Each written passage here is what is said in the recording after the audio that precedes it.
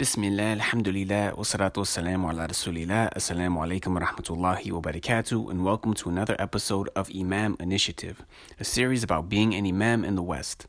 This is part 3 of Sheikh Faruq Post's contribution to the series, in which he answers questions about responsibilities, community, programs, and institutions. And the responsibilities of the Imam in the West are many and numerous, and this varies according to the community. And in my humble opinion, I believe that the Imam should focus on education. He should focus on giving good Jummah khutbahs and giving outreach, doing dawah to the non-Muslims. So the Imam, he can appoint Hufad. If there are those who memorize Quran in the community and he's busy, maybe meeting someone in the city or the town or something like that, he can appoint those Hufad to lead the prayers, and they can come to the daily prayers to pray if needed, if the Imam is busy. If the Imam is not a Hafiz, then he can focus on other issues. If there are Hafaz in the community, then they can pray and lead the prayers. And some of the duties that fall upon the Imam in the West, which are numerous, from amongst them leading the 5 prayers, giving the khutbahs, giving regular short lectures, giving regular lessons, classes, doing marriage counseling or performing marriages, doing youth mentorship, janazah prayer, washing of the dead, tending and visiting the sick in the hospital or at their homes, giving services and marriage counseling for those who want to divorce or those who may have been in some domestic abuse. Also, the Imam, some duties that he needs to engage in is dawah. He needs to be giving dawah and outreach. Also, the Imam is a spokesperson that meets with the local media. They may request from the Imam to write articles, small booklets, or oversee the curriculum at the Islamic school if there is an Islamic school in the masjid. Also, teaching at the Islamic school or being the principal at the Islamic school, and many more. So, when it comes to the contract, some Imams are very loose when it comes to practicing and fulfilling the conditions of the contract, while others follow the contract by the T. And my advice is that the Imam should at least fulfill what is required of him and help when he has the time, and be available for the community, whether it's there physically or at least be on call and have his phone number and phone on available for anybody who may need him in the community. A full-time Imam will have more responsibilities than the part-time, of course, and more time away from home, less time to pursue other things.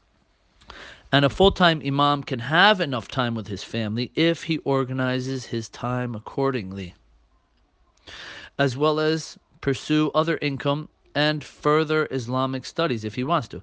He can do all of that while having office hours in the masjid. He can work online. If he's sitting in his office at the masjid, he can do maybe some IT work, or maybe he can do some online studies. So he'll be able to do all of those things while having his office hours in the masjid. And the first priority of any Muslim, not to say a student of knowledge or Imam, should be to save himself and his family from the hellfire. As Allah tells us in the Quran, قُوا أَنفُسَكُمْ وَأَهْلِكُمْ نَارًا, save yourself and your family from the hellfire. And me personally, I've tried all of those methods that you have mentioned, Brother Sajid, and in my humble opinion, I believe the one in which the Imam or Da'i can be the most beneficial and the best worshipper of Allah subhanahu wa ta'ala, and be the most beneficial, is being able to convey what you learned, either through lectures, either through recorded lectures, khutbahs, writing books, or doing blogs or websites on the internet, in person, etc. But one thing to keep in mind, Brother Sajid, is when coming back to the West, is that don't expect people to be flocking to you, your lectures, your masjid, to learn from you. Many of our Muslim brothers and sisters who are here are not really focused on learning a lot about the religion. Many of them are focused on their worldly affairs, their jobs, their careers, their professions, and not really concerned about coming to the masjid to learning. Rather, they want to come for Jummah and they want to go home. This is about 75 to 80% of the Muslim community. And now, many of the students, you can give your lectures via YouTube, Facebook. So many of the congregants who come to the community, this is how a lot of them are seeking their knowledge now via YouTube, Facebook, lectures online, which I do not recommend and which I do not feel is the best way for a student or anybody wanting to learn Islam to acquire Islamic knowledge. So really the student or graduate really needs to think about and analyze their personal situation. How, number one, how can they protect themselves and their family and at the same time fulfill the trust, the amana, which was placed upon their shoulders in the most beneficial of ways to be the most beneficial to Allah subhanahu wa ta'ala's servants and to help Allah subhanahu wa ta'ala's servants worship Allah subhanahu wa ta'ala better. So if the Imam feels as though he can't handle the responsibilities of an Imam, then he can look into other opportunities such as chaplaincy, such as teaching at a local university or Islamic school or college, start a nonprofit organization, a translation service, or even get into entrepreneurship. Get into entrepreneurship. And since my coming back to the USA in 2015, my contact with the scholars, of course, is less than what it was while in Mecca, but I still maintain regular contact with many of my scholars and many of my teachers through WhatsApp, through email. And many of my teachers used to tell me, they would say, Faruq, you are studying here in Mecca. You've studied your bachelor's degree, your master's degree. Now you're doing your PhD. You're studying here in Mecca so that you can go back to your country and make things easier for us. People will be referring to you and asking you fatwa and asking you questions and coming back to you. You understand the living conditions and situations there in America better than us. You live there. So you will be relieving us many times when you answer the questions of the laymen and the congregants and give them fatwa instead of them calling us here in Saudi Arabia. More than one of my teachers told me this. And me personally, I believe that the students and imams, they should stay connected with the scholars and ask them advice when needed, but they should not and they do not need to refer back to them in issues that the students of knowledge and the imams have studied extensively and know and research themselves and know the books to refer back to find the correct ruling or the correct opinion in an issue or the fatwa in the issue. And normally the majority of the masajid um, that I've come across, they allow the imam to make hajj while on the job. And one of the things that the imam can do if he's looking for extra income or even if he's not, to help the community, is he should try to organize a hajj and umrah group in his own mosque. So moving on to some other questions that you asked, Brother Sajid.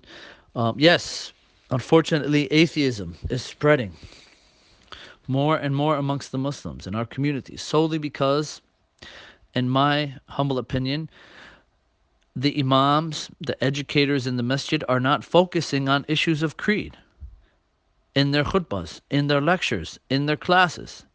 These issues need to be addressed. And the falsehood of atheism, why it is incorrect, how to rebut it, and how to recognize it, and how to stay away from it. All of these things need to be clarified by the imams, by those giving the khutbahs, those giving lectures and lessons. And basically, any un-Islamic trend is going to somewhat affect some members of the community solely because we live in an un-Islamic environment here in the USA. We're surrounded by kufr and we're surrounded by kuffar. So the best way that I believe to try to decrease some of these un-Islamic trends in our communities is through more education, advice, reminders, and more education. And the da'i should select a community that there will be no bias, no discrimination, no favoritism or the likes based on race or ethnicity. And in my opinion, every masjid should have appointed individuals who lead the prayers. Not necessarily the imam, as he may be busy sometimes outside the masjid, but we definitely need to organize the masajid and unite the masajid in one particular area. Then there should be some kind of local shura where the leaders of each masjid meet and discuss the visions, the missions, and progress and goals of the greater community as a whole. For example, let's say Philadelphia, for example, there are 50 masajid in Philadelphia. Once a month or once every 3 months, the imams of all those masajid, they meet and they discuss how can we give dawah to the non-Muslims together. How can we send the same message of tawheed and following the sunnah and good manners and good etiquettes to the non-Muslims so that they're all on the same page and they're moving forward together and progressing together and developing their communities together. So I think that this is the way that it should be done if there are many masajid in one area. And how these masajid can work together to make the greater community better for all people, Muslims and non-Muslims alike. And my humble opinion, there are not enough qualified imams in America. But at the same time, Sajid, there are many communities that don't want imams as well. This is because the board members or the trustees would like to run the affairs of the masjid instead of the imam. They feel that they are more deserving to run the affairs of the masjid. And this brings us to another topic, which is the way that the masajid are structured here in the West with these boards of directors or boards of trustees or committees, etc. This, in my humble opinion, is not the best way to structure our masajid, and this is for many reasons. Because from amongst them, in Islam, the most knowledgeable of the Quran and Sunnah, he is the most deserving to lead the Muslims. We have many hadith of the Prophet Muhammad sallallahu alaihi wasallam, right? That the one who's most deserving to lead the prayer is what? Is aqra'uhum bi kitabillah, the one who is most knowledgeable about the book of Allah. Whenever the Prophet Muhammad sallallahu alaihi wasallam would appoint somebody as an emir or a leader of a group, he would always look to the one who was the most knowledgeable of the Quran. So in Islam, the most knowledgeable of the Quran and Sunnah, he is the most deserving to lead the Muslims. Not the ones with the most wealth, not the ones who are supporting the masjid financially, not the ones who have the highest political status or the likes of these things. So when these boards are formed, in many situations, the board members or trustees are those who are financially supporting the masjid. They are given authority and power to make religious decisions and determine the goals, agendas, missions, and visions of the masjid and how the masjid should be run. And in many cases, the board members have little or no knowledge of the religion. So when these boards are formed, it makes the one who has little or no knowledge, these board members, equal to the imam and religious scholar who studied extensively about Islam and knows how to run masajid, knows how to run Islamic communities. Then the board members, because they think they are equals to the imam or religious scholar, that they have a say in the religious affairs of the masjid. And also some may start to critique the imam in religious issues or try to dictate to him what to say or what not to say in a khutbah in a lecture or a class. So our masajid, I believe, should be structured with an imam as the leader, as the president, or a religious director or a religious scholar, and his shura, and his shura should be appointed based upon religious knowledge and adherence to the religion. Then there can be volunteers who may be needed for their specific worldly knowledge, such as engineers, such as doctors, such as um, lawyers, and things like this. And in my humble opinion, Sajid, the best way of teaching fiqh is connecting the congregants with the Book of Allah and the Sunnah of the Prophet Muhammad sallallahu alaihi wasallam, and trying to cater to the Muslims and their specific needs, focusing on issues of fiqh that the four imams may agree upon. And if the community is very diverse in their inclinations to different madhab, then trying to teach them in a way that is accommodating to all of the madhab of fiqh, avoiding the issues of ikhtilaf in fiqh, and which may cause greater confusion amongst some of the laymen and some of the congregants. So sometimes when laymen ask for fatwa, I respond with a Quranic verse or a hadith, or just tell them sometimes that it is permissible or not permissible without mentioning the proofs. And it differs according to the person, according to the place, according to the circumstances that you're in. Sometimes it's private, sometimes it's public. Sometimes the person is asking a question because he wants to stir up some doubts or misconceptions in the community. So each situation is different. So, general questions in fiqh, I try to respond with the most preponderant opinion, the rajah. Moving on to some of the questions you asked, brother Sajid. Um, Teaching the congregants the history of the emergence of different madhahib, the biographies of the founders of the madhahib, and their usul and their approach in studying, and the usul of their fiqh and their statements about not being bigoted to them personally, and that they all make ijtihad and can be correct or incorrect. This is the best approach that I feel that we need to teach fiqh to our congregants. And if a Muslim approaches me confessing their sins, then sometimes I would just listen and not respond, just lend them an ear. Other times I would advise them and console them. So it really depends upon the sin. It really depends upon the person, the state of mind that the person is in, also the emotional state that the person is in as well. And as for what you mentioned or what you asked about the kids in the masjid, and kids are kids. They're filled with energy, filled with excitement, and this energy that they have, it needs to be channeled and used in a positive way. So the masajid, I think it's necessary that the masajid have sports activities for the kids, social activities, dinners, potluck dinners, have crafts, maybe arts, cooking, knitting, things like this for the young girls. We need to make the masajid a place where people love to come, they love to socialize, and they love to interact with their brothers and sisters in Islam. As for what you asked about knowledge of dream interpretation, knowledge of dream interpretation comes from having extensive knowledge about the Quran and extensive knowledge of the Hadith.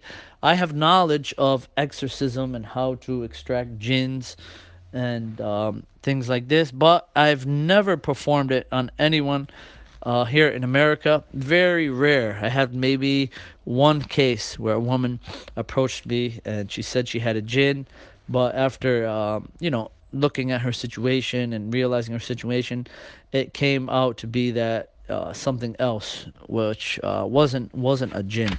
So I really try to advise the people who come to me with these type of issues to take the necessary means themselves by making supplications, by making their morning adhkar, their evening adhkar, by reading the three Qul Huwallahu Ahad, Allahu Samad, Surah Al-Falaq and Surah Al-Nas before they go to sleep, and blowing on their body, as was the practice of the Prophet Muhammad SAW, cleansing themselves properly, saying the proper supplications when they have intimacy with their wives. This is actually one of the things that I've learned from one of my teachers, one of my shuyukh in Mecca, where he was a raqi. He was somebody who would perform ruqya in his earlier years. But then when he realized that many people are turning this ruqya thing into a business, and many of the people who are claiming that they have jinn or want a sheikh to come read upon them, that they are becoming more attached to the sheikh who is reading upon them than they are becoming attached to Allah subhanahu wa ta'ala. So he stopped doing ruqya for a while, and he would just advise them. He would say, listen, these are the adhkar you should read Surah Al-Baqarah, read Surah Al-Fatiha, read Al-Mu'adhatain, and take care of your morning adhkar and evening adhkar. And he actually stopped reading upon the people because of the attachment that many of these people who were seeking this ruqya had to these shuyukh, and they weren't really attached to Allah subhanahu wa ta'ala. So um, moving on, some of the most beneficial masjid educational programs that I've found to be very beneficial and I've tried to stick to is, number one, no doubt, Quran classes. Our kids need to learn how to recite Quran with the proper tajweed, and they need to start off with a Qaida Nuraniya or Qaida Baghdadiya, these type of books where they can pronounce the Quran correctly, and actually trying, when the teacher teaches the kids these books, you want the kids to actually be able to teach other kids when they grow up. They're 15, they're 16. You want them to actually grab the torch from you and pass it on to those youth who are younger than them. So the intention of the teacher should be to actually raise these kids and teach these kids where they have the ability to teach the youth who are younger than them. Also, fiqh al-ibadat, fiqh al-sunnah, Sayyid al-Sabiq, mulakhis al-fiqhi, the short summarized books of fiqh related to ibadat. Also tafsir. Tafsir is very good. Aqidah, starting, like, for example, Aqidah Tahawiyya, and then moving on to the other books, Aqidah Wasatiyya, and then maybe more detailed books about Aqidah. But basically, Aqidah Tahawiyya, or even just summarizing for them the important issues, the actions of the heart, how the ar-raja and khawf and these type of things, and how they are related to aqidah and important, and that how the actions of the heart are sometimes more important than the actions of the limbs. And also, some of the educational programs we like to focus on too is social issues which affect the Muslims on a daily basis. And me personally, I like to utilize the projector when I give classes, make PowerPoint presentations. Number one, to keep the audience's attention, because our brothers and sisters here in the West, they didn't learn the way we did in Saudi Arabia, sitting down on the ground with our knees hitting each other, and sitting for hours and hours and hours just listening to the sheikh without any interaction between the sheikh and the student. So the people here in the West, they didn't learn that way. They're used to more interaction, more discussions and questions from the teacher. So I tried to make the learning experience as interactive as possible.